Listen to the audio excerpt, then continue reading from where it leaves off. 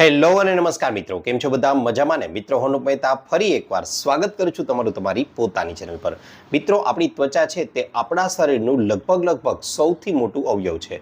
તે આપણા શરીરનું તાપમાન છે તેને જાળવી રાખવામાં ખૂબ જ વધારે મદદ કરે છે। તેની સાથે સાથે વિટામિન ડીના ઉત્પાદનમાં પણ ખૂબ જ મહત્વનો ભાગ ભજવે છે। આ ઉપરાંત જીવાણુઓ છે, ઇન્ફેક્શન છે અને નુકસાનકારક રેડિયેશન છે તેનાથી પણ બચાવવાનું કાર્ય ત્વચા ખૂબ જ સારી રીતે કરે છે। પરંતુ બને છે એવું કે જ્યારે આપણે લોકો વધારે મસાલાવાળો, વધારે તળેલો ખોરાક, બહારનો ખોરાક, લારીઓ પર મળતો ખોરાક કે પછી વધારે માત્રામાં કોલ્ડ ડ્રિંક્સ, ઠંડા પીણા અને આઈસ્ક્રીમનું સેવન કરીએ છીએ તો તેના પરિણામ સ્વરૂપે બને છે એવું કે તે ગંદકી આપણા શરીરમાં જમા થવા લાગે છે। હવે આ ગંદકી મોટા ભાગે લીવરમાં જમા થતી હોય છે, પણ તે ગંદકીની માત્રા અમુક લેવલ કરતાં વધી જાય ત્યારે તે ગંદકી ધીમે ધીમે આપણા લોહીમાં ભળવા લાગે છે અને તેના પરિણામ સ્વરૂપે લોહી છે તે અશુદ્ધ બની જાય છે અને આ પરિણામ સ્વરૂપે જ આપણને લોકોને ત્વચા સંબંધિત સમસ્યાઓ છે તે ઉદ્ભવતી જોવા મળે છે।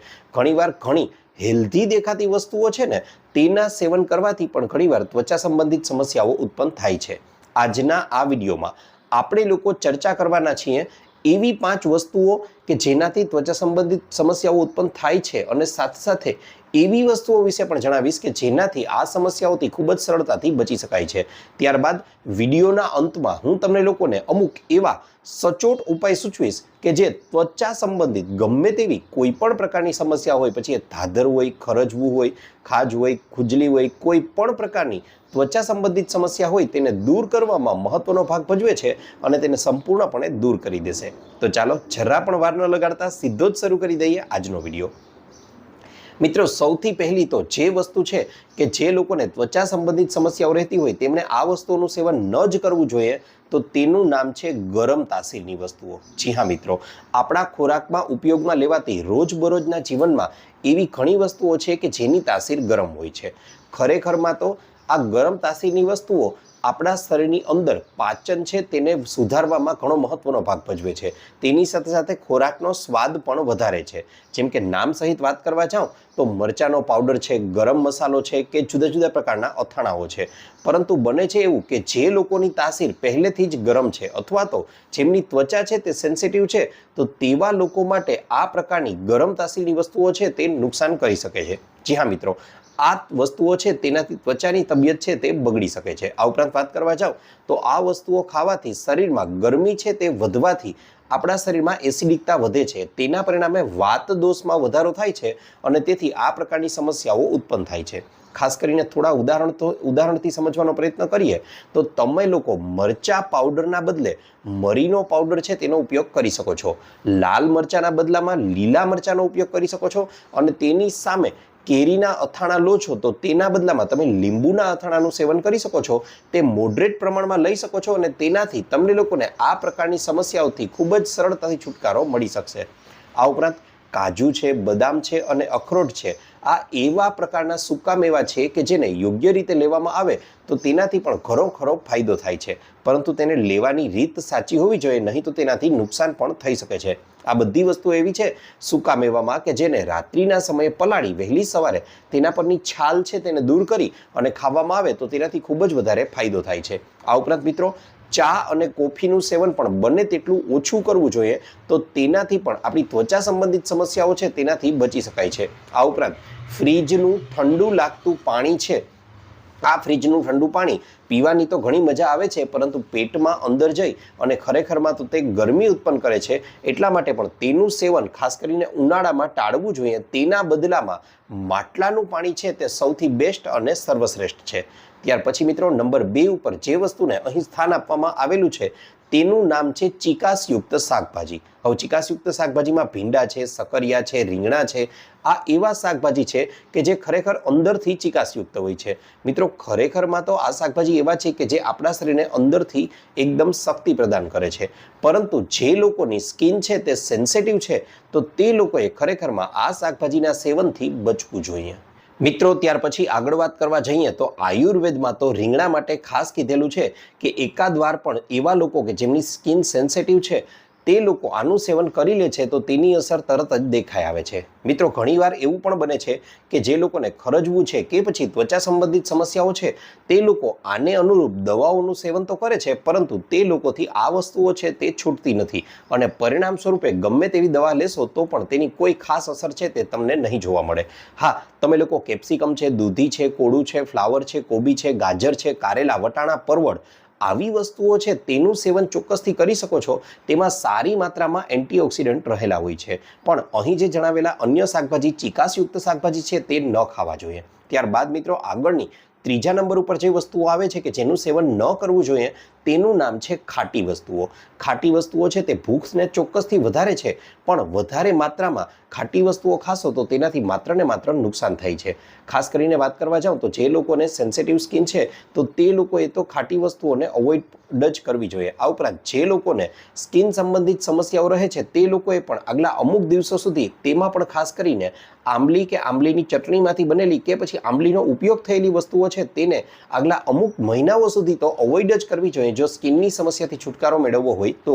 આ ઉપરાંત મિત્રો વાત કરવા જાઉં તો કેરી છે તેને પણ તમારે લોકોએ ન ખાવી જોઈએ, કારણ કે વાત, પિત્ત અને કફનું સંતુલન છે તેનાથી બગડી જાય છે। આ ઉપરાંત તમે લોકો ધાણા અને ફુદીનામાંથી બનેલી ચટણી છે તેનું સેવન ચોક્કસથી કરી શકો છો। આ ઉપરાંત દહીં છે તેને પણ એક સુપર ફૂડ તરીકે સ્વીકારેલું છે, તેનું સેવન તમે કરી શકો છો, પરંતુ લાંબા સમય સુધી પડેલું દહીં છે તે ધીમે ધીમે ખાટું થઈ જાય છે। આવા ખાટા દહીંનું સેવન છે તે ન કરવું જોઈએ, કારણ કે તે આ પ્રકારની સ્કિનની સમસ્યા છે તે ઉત્પન્ન કરી શકે છે। આ ઉપરાંત મિત્રો લીંબુ અને આમળા છે તેનું સેવન કરી શકો છો, કારણ કે તે અંદરથી શરીરની સફાઈનું કાર્ય કરે છે। તમે લોકો ટમેટા છે તેનું સેવન પણ કરી શકો છો। સાથે સાથે મિત્રો આગળની જે વસ્તુ નંબર 2 ઉપર આવે છે કે જેનું સેવન આપણે લોકોએ ન કરવું જોઈએ તે છે દૂધ સાથે મીઠાવાળી વસ્તુઓનું સેવન ન કરવું જોઈએ। ખાસ કરીને આપણી ગુજરાતમાં એવું જોવા મળે છે કે વહેલી સવારે ઉઠી અને દૂધ કે પછી ચા સાથે મોટા ભાગના લોકોને રોટલી છે તો તે મીઠાવાળી, અથવા રોટલો છે તો તે પણ મીઠાવાળો, કે પછી ભાખરી છે, પૂરી છે, પરોઠા છે, થેપલા છે, આવી વસ્તુઓ ખાવાની ટેવ હોય છે અને તેમાં મીઠું છે તે સારી એવી માત્રામાં ઉમેરેલું હોય છે। મિત્રો આયુર્વેદ મુજબ ખરેખરમાં કહેવા જાઓ તો દૂધ અને મીઠાનું કોમ્બિનેશન છે તેને આયુર્વેદમાં ઝેર સમાન માનેલું છે અને આ પ્રકારની વસ્તુઓનું મિશ્રણ કરી અને ખાવાથી તે આપણા લોહીને ખૂબ જ ઝડપથી અશુદ્ધ કરવાનું કાર્ય કરે છે। હા, દૂધ સાથે મીઠું ન ખાવું જોઈએ, તેની સામે તમે પનીર સાથે, દહીં સાથે, છાશ સાથે કે પછી માખણ સાથે મીઠું છે તેનું સેવન કરી શકો છો, પરંતુ દૂધ છે, મલાઈ છે કે પછી ક્રીમ છે તેની સાથે તમારે લોકોએ ક્યારેય પણ મીઠાનું સેવન છે તે ન કરવું જોઈએ। મિત્રો ત્યાર પછી નંબર 1 ઉપર જે વસ્તુ આવે છે તેનું નામ છે રિફાઇન્ડ ખોરાક। જી હા મિત્રો, ત્વચાની સમસ્યાનો સ્પષ્ટ મતલબ જ એવો થાય છે કે અંદરની ગંદકી છે તેનો નિકાલ નથી થઈ રહ્યો, લોહી છે તે ચોખ્ખું નથી થઈ રહ્યો। જેમ આપણે લોકોએ ઘરની સફાઈ માટે સાવરણીની જરૂર પડે છે, તેમ ખરેખરમાં આપણા શરીરની પણ આંતરિક સફાઈ કરવાની જરૂર માટે એક ચોક્કસ પ્રકારની સાવરણીની જરૂર છે, અને આ સાવરણીનો મતલબ જ થાય છે રેસા એટલે કે ફાઈબર। જી હા મિત્રો, જો તમે લોકો મેંદો કે પછી મેંદામાંથી બનેલી વસ્તુઓ છે તેનું વધારે માત્રામાં સેવન કરો છો, જેમ કે બ્રેડ છે, બર્ગર છે, પીઝા છે, ભટુરે છે, તો તેમાંથી તમને લોકોને ફાઈબર છે તે નથી મળવાનો, અને ફાઈબર નહીં મળે તો આવી મેંદો કે મેંદામાંથી બનેલી વસ્તુઓ છે તે તમારા શરીરની અંદર જઈ અને આંતરડાઓમાં ચોટે છે।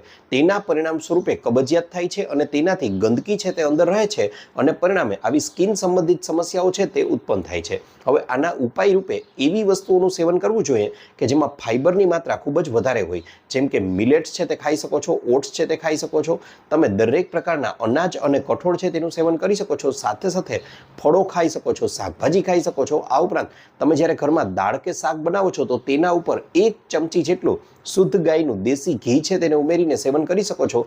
ઘાણીનું તેલ જે આવે છે તેનું સેવન કરવું જોઈએ। આ ઉપરાંત જેટલા પણ પ્રકારના ડ્રાયફ્રૂટ્સ છે તેને પણ તમે લોકો પલાળી અને ખાઈ શકો છો। આનાથી જબરજસ્ત ફેરફાર થશે, તમારી સ્કિન સંબંધિત સમસ્યાઓ છે તે ખૂબ જ સરળતાથી દૂર થઈ જશે। વિટામિન સી થી ભરપૂર કેપ્સિકમ છે, લીંબુ છે, આમળા છે, જામફળ છે, આવા વસ્તુઓ છે તે ત્વચા માટે વરદાનરૂપ છે, તેનું સેવન કરવું જોઈએ। માત્ર રોજબરોજના ખોરાકને ઠીક કરી લો। આયુર્વેદ સ્પષ્ટપણે એવું માને છે કે ત્વચા સંબંધિત ગમે તેવી સમસ્યાઓ હશે તે સંપૂર્ણપણે દૂર થઈ જશે અને તમારો ચહેરો છે તે પણ ચમકવા લાગશે। આ ઉપરાંત મિત્રો વાત કરવા જાઉં તો હવે આપણે લોકો ધીમે ધીમે અંત તરફ જઈ રહ્યા છીએ, ત્યારે હવે તમને એક એવો ઉપાય સૂચવું છું કે જેને કરવાથી ત્વચા સંબંધિત સમસ્યાઓથી ખૂબ જ સરળતાથી બચી શકાય છે. મિત્રો, માત્ર અહીં આપણે લોકોએ 4 વસ્તુઓનો જ ઉપયોગ કરેલો છે. તેમાં લીમડો છે, ગળો છે, મંજીષ્ઠા છે અને ખેરનો પાવડર છે. આ 4 વસ્તુઓ કેટલી માત્રામાં અને કેવી રીતે લેવી એ પહેલાં તમને જણાવી દઉં. સૌથી પહેલાં તો 2 કપ જેટલું પાણી લેવાનું છે. આ 2 કપ જેટલા પાણીની અંદર આપણે લોકોએ 7 જેટલા લીમડાના પાન ઉમેરી દેવાના છે. અડધી ચમચી જેટલો ગળાનો પાવડર, અડધી ચમચી જેટલો મંજીષ્ઠા પાવડર અને અડધી ચમચી જેટલો ખેરનો પાવડર છે તેને ઉમેરી દેવાના છે. હવે આ પાણીને બરાબર હલાવી અને ગરમ થવા માટે મૂકી દો કે જ્યાં સુધી એ પાણી ઘટી અને અડધું ન રહી જાય. જેવું એ પાણી ઘટી અને અડધું થઈ જાય એટલે ગેસને બંધ કરી દો અને ત્યારબાદ પાણીને ઠંડુ થવા દો. પાણી ઠંડુ થઈ જાય, નવસેકું રહે ત્યારે આ પાણીને ગાળીને પી લેવાનો છે. જો શક્ય હોય તો દિવસમાં આ પ્રયોગને 2 વાર કરવાનો છે. તમે સવારનું ભોજન કરી લો, સવારનો નાસ્તો કરી લો છો, તેના 1 થી 1.5 કલાક પછી આ પાણીને પી શકો છો અને ત્યારબાદ બપોરના ભોજન પછી સાંજે 4-5 વાગ્યા આસપાસ આ પ્રયોગને ફરીથી તમારે લોકોએ રિપીટ કરવાનો છે. આગલા 21 દિવસ સુધી આ રીતે 2 વાર આ પ્રયોગ કરવાનો છે અને અહીં જે દર્શાવેલા ઉપાયો છે તેને પણ તમે લોકો કરશો તો તેનાથી તમને લોકોને જબરજસ્ત ફાયદો જોવા મળશે અને ત્વચા સંબંધિત સમસ્યાઓ ખૂબ જ સરળતાથી દૂર થઈ જશે. આ ઉપરાંત મિત્રો, એવી મહિલાઓ કે જે પ્રેગ્નન્ટ છે, ગર્ભવતી છે, તેમણે આ પ્રયોગને ન કરવો જોઈએ. સાથે સાથે ઓટો ઇમ્યુન ડિઝીઝીસ છે, એટલે કે એવા લોકો કે જેમને પહેલેથી જ સ્કિન સંબંધિત સમસ્યાઓ છે અથવા ઓટો ઇમ્યુન કોઈ પ્રકારના રોગો છે, તો તે લોકોએ પણ આનો પ્રયોગ ન કરવો જોઈએ. અથવા એવા લોકો કે જેમને એવી સ્કિન સંબંધિત સમસ્યાઓ છે કે જેના કારણે તાવ પણ આવી ગયો છે, તો તેમણે પણ આ પ્રયોગ ઉપર સંપૂર્ણપણે આધારિત ન રહેવું જોઈએ. તેની સાથે સાથે પોતાનું ઈલાજ માટે અન્ય ઉપાય પણ કરી શકે છે. તો આટલી તકેદારીઓ રાખી અને આગલા 21 દિવસ સુધી તમે લોકો આ પ્રયોગને કરશો અને આ પ્રયોગને 3 મહિના સુધી તમે કન્ટિન્યુ કરી શકો છો. ત્યારબાદ 1 મહિનાનો ગેપ લેવો જરૂરી છે. તો તેનાથી તમારી સ્કિનની મોટાભાગની સમસ્યાઓ છે તે સંપૂર્ણપણે દૂર થઈ જશે. આની સાથે સાથે મિત્રો કેટલીક તમને લોકોને સ્વાસ્થ્ય ટિપ્સ આપું છું, તેનું પાલન કરી લેશો તો તમારા શરીરની અંદર કોઈ પણ પ્રકારની ત્વચા સંબંધિત સમસ્યાઓ જ નહીં, અન્ય કોઈ પણ પ્રકારની સમસ્યાઓ પણ નહીં રહે. આ માટે સૌથી પહેલાં તો રાત્રે વહેલા સૂવાનો આગ્રહ રાખવો જોઈએ અને વહેલી સવારે વહેલા ઉઠવાનો આગ્રહ રાખવો જોઈએ. વહેલા ઉઠવાનો મતલબ અહીં મારો 5 થી 6 વાગ્યાની બરાબર વચ્ચેનો છે. વહેલા ઉઠી અને સૌથી પહેલાં તો તમારે લોકોએ લગભગ 2 કે 3 ગ્લાસ જેટલું પાણી છે તેને થોડું નવસેકું ગરમ કરી અને તેને પીવાનો આગ્રહ રાખવાનો છે. ત્યારબાદ તમે લોકો ખુલ્લા વાતાવરણમાં 1-2 લટાર મારી અને ફ્રેશ થઈ જાઓ. ત્યારબાદ કોઈ પણ ખુલ્લી જગ્યાએ, તે તમારી બાલ્કની છે, તમારું ફળિયું છે, તમારી અગાસી કે આજુબાજુના ઘરમાં કોઈ પણ જગ્યાએ આવેલો બગીચો હોઈ શકે છે. હવે ત્યાં જઈ અને તમારે લોકોએ યોગા મેટ છે તે પાથરવાની છે અને તેના પર બેસી અને અહીં હું તમને લોકોને જે ઉપાયો સૂચવવાનો છું એ કરવાના છે. આમાં તમારે લોકોએ સૌથી પહેલાં તો 10 થી 15 મિનિટ સુધી અનુલોમ વિલોમ જેવા પ્રાણાયામ કરી શકો છો. ત્યારબાદ આગળની 10 થી 15 મિનિટ સુધી કપાલભાતિ છે તે કરવું જોઈએ. મિત્રો, અનુલોમ વિલોમ અને કપાલભાતિ હંમેશા શક્ય હોય તો કુદરતની નજીક રહીને ખુલ્લા વાતાવરણમાં કરવા જબરજસ્ત ફાયદો થશે. આ ઉપરાંત મિત્રો વાત કરવા જાઉં તો માત્ર ત્વચા સંબંધિત સમસ્યાઓ જ નહીં, પરંતુ શરીરની અન્ય સમસ્યાઓને પણ દૂર કરવા માટે ખૂબ જ મહત્વનો ભાગ ભજવે છે. તેની સાથે સાથે આ 2 પ્રાણાયામ કરી લીધા પછી હવે આપણે લોકોએ આગળના સ્ટેપ તરફ જઈએ તો તેમાં તમે લોકો છે તે તિતલી પ્રાણાયામ છે, તેની સાથે સાથે ગૌમુખાસન છે, સર્વાંગાસન છે, સવાસન છે અને જો તમારું શરીર સાથ આપતું હોય તો તમારે લોકોએ ચોક્કસથી સૂર્ય નમસ્કાર જેવા પ્રાણાયામ પણ કરવા જોઈએ. આનાથી તમને લોકોને તમારા શરીરમાં જબરજસ્ત ફેરફારો જોવા મળશે અને ધીમે ધીમે સ્કિન સંબંધિત સમસ્યાઓ પણ દૂર થવા લાગશે. આ ઉપરાંત બપોરનો સમય આવે છે ત્યાં સુધી તમે લોકો તમારો બ્રેકફાસ્ટ પૂરો કરી લેશો. હવે બપોરના સમયના ભોજનમાં અમુક તકેદારીઓ ખાસ રાખજો. જો શક્ય હોય તો તમે લોકો અહીં સલાડનું જમતા પહેલાં સેવન કરવાનો રાખો. તેની સાથે સાથે ભોજન કરો છો ત્યારે ભોજનમાં રોટલીની માત્રા એકાદી ઘટાડી દેજો. તેની સાથે શાકની માત્રા તમે વધારી શકો છો. સાથે સાથે તમે લોકો અહીં ચોક્કસથી 1 ગ્લાસ જેટલી છાશ કે પછી 1 વાટકી જેટલા દહીંનું સેવન કરી શકો છો. આ ઉપરાંત મિત્રો વાત કરવા જાઓ તો ભોજન કરી લીધા પછી તમે લોકો વરિયાળી છે તે 1 ચમચી જેટલી ખાવાનો આગ્રહ દર વખતે રાખો કે જેથી કરીને તમારું પાચન છે તે સુધરશે અને પાચન સુધરશે તો મોટાભાગની સ્કિન સંબંધિત સમસ્યાઓ પણ ખૂબ જ સરળતાથી દૂર થઈ જશે. વરિયાળીને એકદમ ચાવીને ખાવાનો આગ્રહ રાખવો જોઈએ. ત્યાર પછી સાંજનો સમય આવે છે, મોટાભાગના લોકો એવું કરે છે કે તેઓ સાંજના સમયે મોટાભાગે જ્યારે ઘરની બહાર જાય છે ત્યારે લારીઓ પર મળતો અથવા તો હોટલોમાં મળતું અથવા તો કોઈ પણ જગ્યાએ મળતું જંક ફૂડ છે અથવા તો પડીકાબંધ જે ફૂડ છે તેને ખાવાનો આગ્રહ રાખે છે. મિત્રો, જો તમારે લોકોએ સ્કિન સંબંધિત સમસ્યાઓથી બચવું હોય તો બહારનો તમામ પ્રકારનો વધારે મસાલાવાળો હોય, તળેલો હોય કે ડબ્બામાં કે પડીકામાં મળતો ખોરાક હોય કે પછી લારીઓ પર મળતો કે પછી હોટલોમાં મળતો ખોરાક છે તેને સંપૂર્ણપણે બંધ કરવો પડશે, તો જ તમારી સમસ્યાઓ જડમૂળમાંથી દૂર થશે. આ વસ્તુઓ ન ખાવી જોઈએ. થોડું કદાચ અઘરું પડશે પણ કરી લેશો તો ખૂબ જ ફાયદો થશે. સાંજે 4-5 વાગ્યાના સમયની આસપાસ તમારે લોકોએ જો ઘરનો ખોરાક તમે બનાવી શકો છો, આમાં પલાળેલા ડ્રાયફ્રૂટ્સ છે તે ખાઈ શકો છો. તેને ન ખાવા હોય તો તેના બદલામાં મખાણા આવે છે. આ મખાણાને દેશી ગાયના શુદ્ધ ઘી લઈ અને તેમાં બરાબર રીતે શેકી લો અને તેની ઉપરથી હળવું સંચર ભભરાવી અને ખાવાનું શરૂ કરી દો. મિત્રો, તમે ખરેખર કહેશો કે વાહ, શું જબરજસ્ત વસ્તુ આપી છે. સારામાં સારી ચિપ્સ છે તે પણ આની સામે ટૂંકી પડી જશે, એટલા ટેસ્ટી અને જબરજસ્ત છે અને પોષક તત્વોથી ભરપૂર તો છે જ. ત્યારબાદ સાંજનો સમય આવે છે તો હવે એ ધ્યાન રાખવાનું છે મિત્રો, રાત્રિનું ભોજન છે તે ગમે તેમ થાય સાંજે 7 વાગ્યા પહેલાં તમારે લોકોએ કરી લેવાનું છે. એટલા માટે કારણ કે તમે કુદરતની ઘડિયાળ સાથે મેચ થઈ શકો. આ ઉપરાંત સાંજે વહેલું ભોજન કરવાનો મોટામાં મોટો ફાયદો એ છે કે આ ભોજન એક તો હળવું જ હોવું જોઈએ કે જેમાં કઢી ખીચડી છે, દાળ ભાત છે, સૂપ છે, પોહા છે અથવા અન્ય કોઈ પણ તમને ભાવતી વસ્તુ ખાઈ શકો છો, પણ પ્રમાણમાં હળવી હોવી જોઈએ કે જેથી કરીને રાત્રે 10:30-11 વાગ્યા સુધીમાં આ ખોરાક તમારા શરીરમાં પચી જશે અને ત્યારબાદ 11થી સવારે 5થી 6 કે 7 વાગ્યા સુધીનો સમય એવો હશે કે જે દરમિયાન તમારું શરીર છે તે પોતાને હીલિંગ કરી શકશે. એનો મતલબ પોતાની જાતમાં જે તકલીફ છે, શરીરની અંદર રહેલી તકલીફો છે, તેને ઓટો ઇમ્યુન ડિઝીઝ છે તેને પોતે જાતે જ રિપેર કરી શકશે. એટલા માટે આ સમય આપણે શરીરને આપવો જોઈએ. એક પ્રકારે કહેવા જાવ તો આ ઉપવાસનો ગાળો છે કે જે તમારા શરીર માટે ખૂબ જ વધારે ફાયદાકારક છે. આ ઉપરાંત મિત્રો, આગળ વાત કરવા જાવ તો રાત્રે સૂતા સમયે જો તમને ઊંઘ બરાબર ન આવતી હોય તો 1 ગ્લાસ શુદ્ધ દૂધ લઈ અને તેમાં થોડું હળદર ઉમેરી અને નવશેકું આ દૂધ છે તે પીવાનો આગ્રહ રાખશો તો તેનાથી ઊંઘ પણ સારી આવી જશે.